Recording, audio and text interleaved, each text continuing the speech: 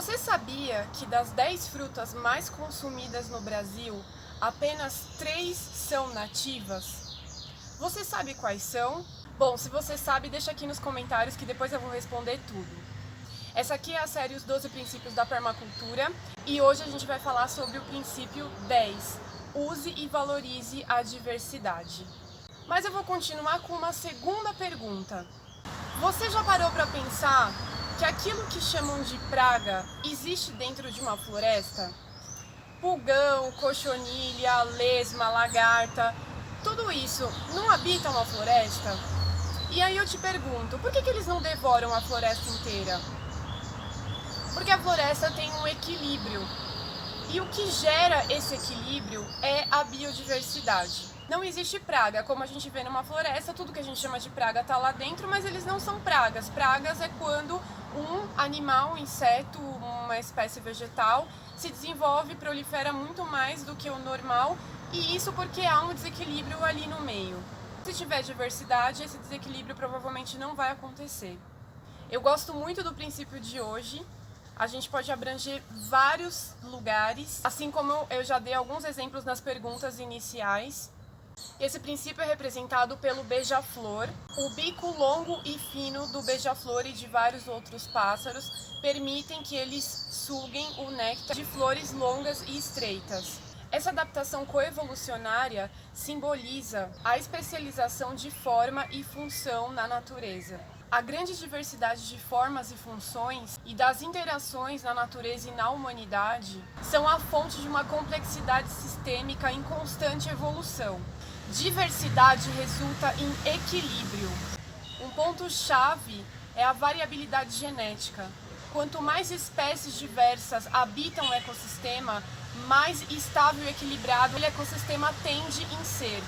Mas se essa floresta tão biodiversa, que está em equilíbrio e consegue manter tudo no seu lugar, cumprindo as suas funções, por que será que hoje a nossa comida vem de monoculturas? Você sabe o que é uma monocultura? Sabe quando você viaja por uma estrada e olha para as laterais e vê aqueles campos todos verdes e acha bonito, mas na verdade são culturas de uma única espécie, ou cana-de-açúcar ou café, que é bem comum, né, aqui no Sudeste. Isso é muito nocivo. Imagina só, eles destroem uma floresta com esse ecossistema já estabelecido e equilibrado e depois querem plantar uma única cultura. Imagina todas as espécies que estavam ali antes, elas vão com certeza chamar a família, os amigos, a galera toda e devorar aquela plantação de uma cultura só. Porque elas não têm mais predador ali, o sistema todo ele foi quebrado. E aí eles colocam uma quantidade exorbitante de venenos, de pesticidas, herbicidas para acabar com essas espécies que eles chamam de invasoras, sendo que elas já eram espécies daquela própria região. A monocultura também é muito nociva porque quando você planta uma única espécie numa área muito grande, todas aquelas plantas, aqueles indivíduos vão absorver os mesmos nutrientes. E essas culturas, como não têm diversidade, não vão atrair outras espécies que vão poder manter aquele equilíbrio e aquele sistema funcionando de uma forma estável. Por isso esse princípio vai falar da importância da gente manter essa biodiversidade. Na permacultura, assim como na agroecologia, a policultura é a chave para a gente organizar sistemas que sejam mais equilibrados e não precisamos usar nenhum tipo de veneno, nenhum tipo de, chamam de defensivos, né? Então a policultura traz um controle biológico. Aqui, por exemplo, na horta do Arborecer, ou qualquer outra horta que se baseie nos princípios da agroecologia, pode parecer que está tudo meio bagunçado, mas na verdade é uma bagunça equilibrada. A gente não planta aleatoriamente tudo junto, mas sim baseando na consorciação de cultura, para que a gente realmente tenha um controle biológico que seja eficaz. Aqui do meu lado, eu tenho um exemplo de consorciação de cultura. Eu tenho a maravilhosa capuchinha, que é considerada uma punk, uma planta alimentícia não convencional, junto com a couve. Vocês sabem, quem planta couve sabe que as borboletas adoram botar ovo nessa plantinha e as lagartas devoram a couve. Quando você planta a capuchinha junto, se a borboleta vier aqui, ela sempre prefere botar os ovos na capuchinha. E aí as lagartas vão devorar boa parte da sua capuchinha, vão deixar a sua couve crescer linda e maravilhosa, E aí a capuchinha, sendo uma planta super resistente, ela se regenera e cresce maior ainda. As folhas ficam bem maiores depois que as lagartas passam por aqui. Então dá para alimentar todo mundo. A autossuficiência requer biodiversidade. Imagina só, se você tem uma produção de uma única cultura e acontece um ataque, provavelmente de algum animal, e você perde toda aquela renda ou aquela alimentação base. E é muito melhor você ter uma diversidade grande de espécies que vão garantir alimento e renda em diferentes tempos, em fases diferentes, em ciclos diferentes também, que você tenha mais garantia. Então, biodiversidade é garantia também. Mas nós vivemos no país da biodiversidade. Por que será que vivendo num lugar que tem tanta coisa para a gente consumir, a gente come tão pouco? Nós vivemos sobre o imperialismo agroalimentar. Desde a colonização, a gente perdeu uma diversidade enorme de espécies. Tem estudos que mostram que a mandioca e o amendoim são as espécies nativas mais consumidas aqui no Brasil. A gente acaba comendo a biodiversidade alheia e não vê o que está aqui dentro do nosso espaço e as possibilidades que a gente tem vivendo no país da biodiversidade com tanta comida. Estima-se que só aqui no Brasil tenha mais de 10 mil espécies de vegetais comestíveis que poderiam fazer parte da nossa alimentação. Mas a gente não come nem perto disso. Faz um teste aí na sua casa. Ao longo de uma semana, conta a variedade de alimentos que você consome aí. E a importância da gente conhecer a nossa biodiversidade é justamente porque quando a gente garante ela no nosso prato, a gente também garante nas matas.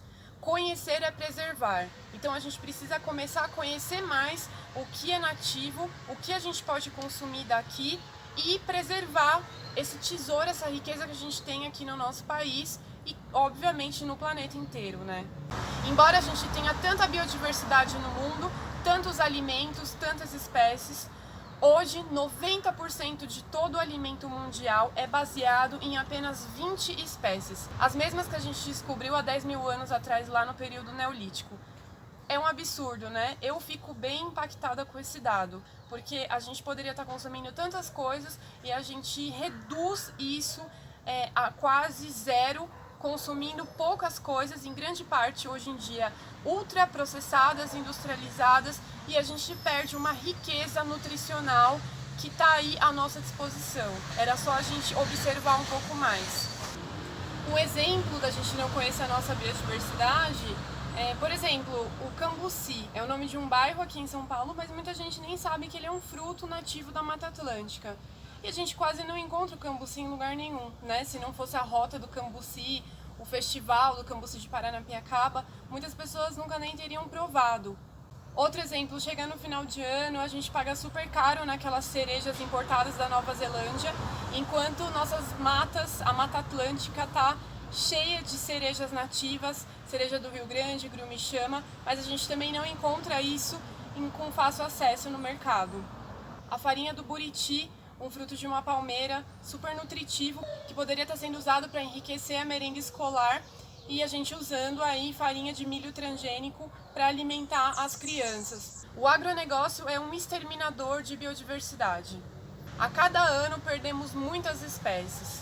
Infelizmente, a monocultura hoje em dia ela é global, e não só em relação à produção de alimento, mas também a monocultura das mentes.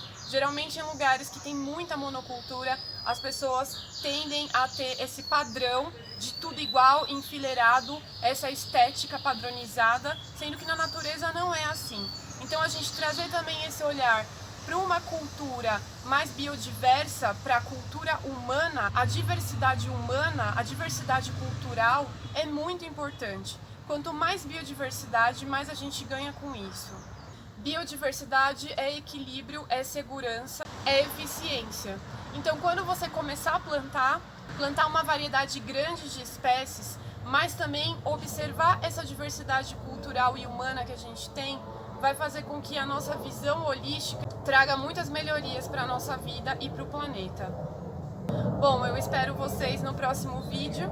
Se inscreva aqui no canal e habilite as notificações para você acompanhar os próximos episódios da série Os 12 Princípios da Permacultura. Até mais!